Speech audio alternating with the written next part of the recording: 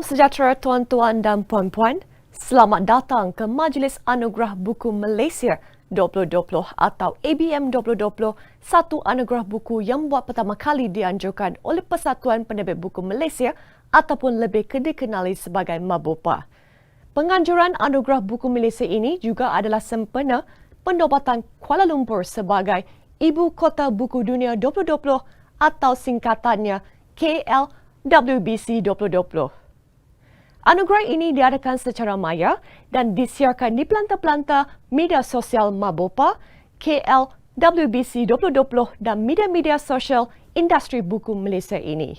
Jadi saya, Yenili, pengacara anda untuk majlis ini, akan bersama-sama anda di sepanjang siaran ini untuk kita ketahui penerbit-penerbit manakah yang akan diumumkan sebagai para pemenang dalam 14 kategori pertandingan yang diadakan. Terima kasih kepada anda semua yang masih mengikuti Majlis Anugerah Buku Malaysia 2020 yang dibawakan oleh Persatuan Penerbit Buku Malaysia MABUPA dengan sokongan KLWBC 2020 atau Kuala Lumpur Ibu Kota Buku Dunia 2020. Kita teruskan dengan pengumuman pemenang bagi kategori-kategori seterusnya. Kita mulakan dengan kategori Anugerah Buku Pendidikan Pengajian Tinggi.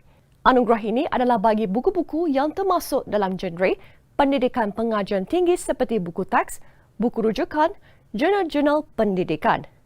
Mari kita lihat calon-calon finalis bagi kategori ini.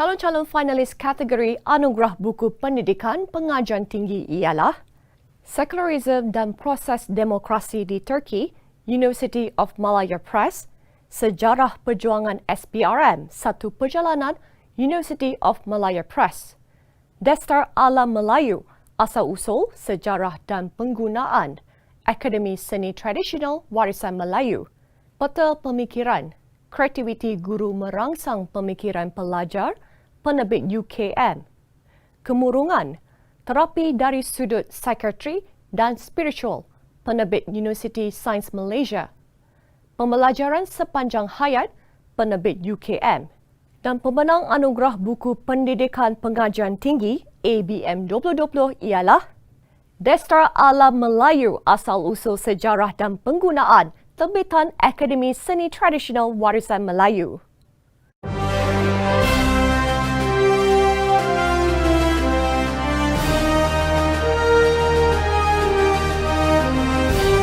Assalamualaikum warahmatullahi wabarakatuh. Nama saya Johan Iskandar. Saya adalah penulis buku Dasar Alam Melayu. Terima kasih kepada pihak penganjur Anugerah Buku Malaysia kerana telah memilih saya sebagai pemenang dalam Anugerah Buku Pendidikan Pengajian Tinggi. Buku yang saya menang ialah buku ini, buku Dasar Alam Melayu. Buku Dasar Alam Melayu ini ialah buku yang mendokumentasikan dan menceritakan mengenai perhiasan kepala alam Melayu seperti tanjak, tengkolok, getam, semuta dan banyak lagi. Dan buku ini juga menyimpan banyak maklumat mengenai adab, adat istiadat dan fakta-fakta mengenai warisan Melayu. Saya bersyukur kerana dapat menyiapkan buku ini walaupun mengambil tempoh yang teramat lama. Buku ini mengambil masa 1 tahun 2 bulan untuk disiapkan.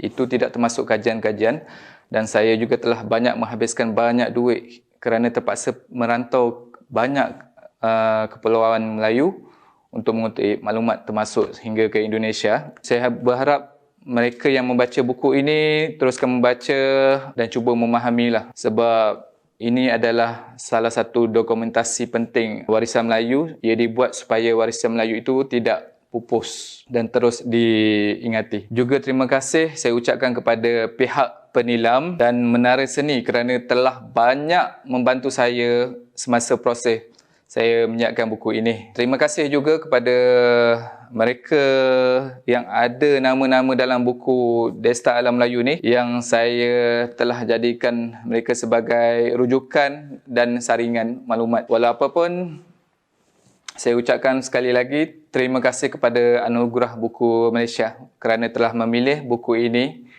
buku Desta Alam Melayu. Assalamualaikum. Tahniah kepada Akademi Seni Tradisional Warisan Melayu atas kemenangan untuk anugerah Buku Pendidikan Pengajian Tinggi ABM 2020.